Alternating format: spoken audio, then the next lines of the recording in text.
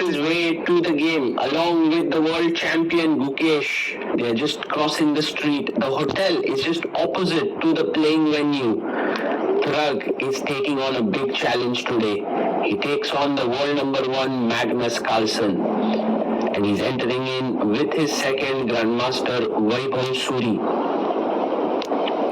The players are playing in the Dijkman, which is the Oslo Public Library. It is huge and there are so many books in it. It's one of the most beautiful buildings in Oslo, and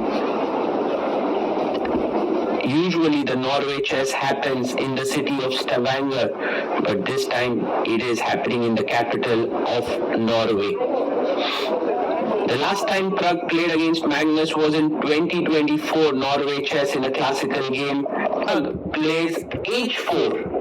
Very interesting line. I think it's played to just throw open Sicilian with pawn to d4. He goes for it. Pawn to d4 on the board. Pawn takes pawn. Knight takes d4.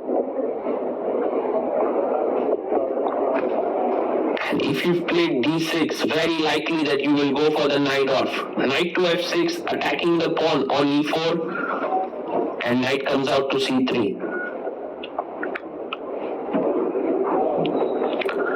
And we have the knight off. The Sicilian knight off is on the board, and Pragg plays h4. Very interesting line. I think it's played to just throw Magnus off his preparation. There's so many more popular moves like bishop e3, bishop e2 and so on, but Magnus goes h6. The only time in the database when Magnus has played h4 was an online game where he played e5, but today he chooses h6. Bishop comes out to c4, putting pressure on the f7 point and on this diagonal, and e6 played just to limit that bishop.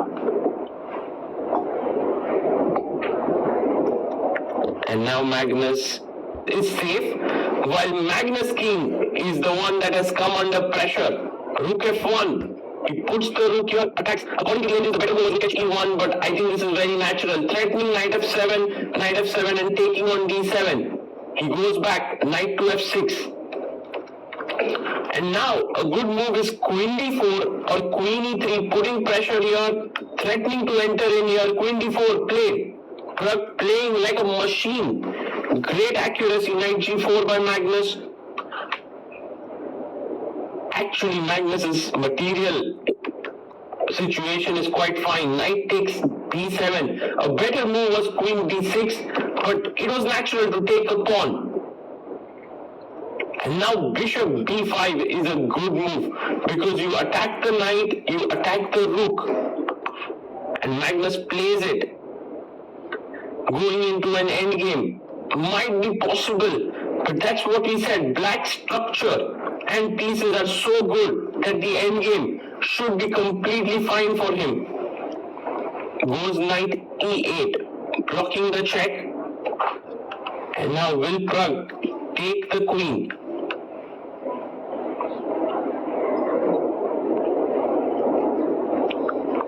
Pragg does it. He takes, king takes.